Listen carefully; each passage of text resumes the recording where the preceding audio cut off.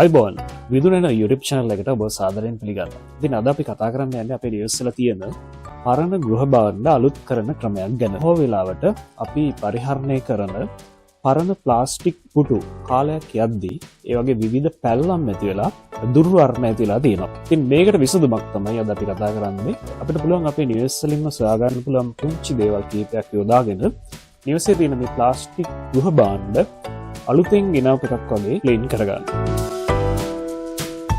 ඉතින් මේ වැඩේට මුලින්ම ස්පොන්ජ් කෑල්ලක්, විනාගිරි, බේකින් සෝඩා, ඒ වගේම ඩිෂ්වොෂ් බියරයක්, ඒ වගේම මෙන්න මේ වගේ කුඩා භාජනයක් අපිට ඕන වෙනවා. ඉතින් මේ භාජනයට වතුර කෝප්පයක් මේ විදිහට දාලා අපි බේකින් සෝඩා මේ සැඳි 3ක් මේ විදිහට දාගන්නවා.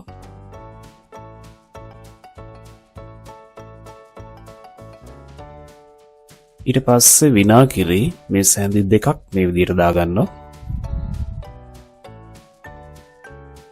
ඊට පස්සේ ඩිෂ්වොෂ් මේ සැඳි 2ක් මේ විදිහට දාගන්නවා. ඉතින් මේ ඔක්කොම හොඳින් මික්ස් කරගන්න ඕනේ. අපිට පුළුවන් මෙන්න මේ විදිහට මික්ස් කරගන්න මේක.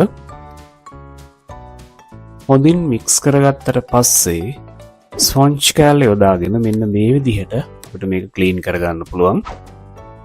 පැල්ලම් ඉවත් වෙලා දීප්තිමත් ඔපයක් ලැබෙන ඔබට පේනවා මේ වෙලාවේ.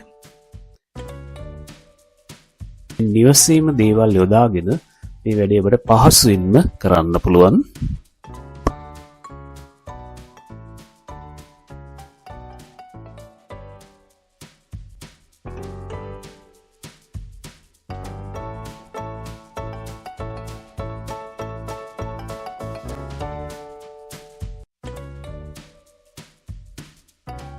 ඉතින් අද අපි කතා කරේ අපේ නිවස් වලම තියෙන දේවල් යොදාගෙන ප්ලාස්ටික් ගෘහ භාණ්ඩ පිරිසිදු කරන පහසු ක්‍රමයක් ගැන. ඉතින් මේ වීඩියෝ එක ඔබට ප්‍රයෝජනවත් වෙන්න ඇති කියලා අපි හිතනවා. ඉතින් වීඩියෝ එක හොඳ නම් ලයික් කරලා අපේ channel එක subscribe කරලා අපිත් එක්ක රැඳී සිටින්න. ඉතින් අපි නැවතත් වෙනදි වීඩියෝ එකක් හමු වෙනවා.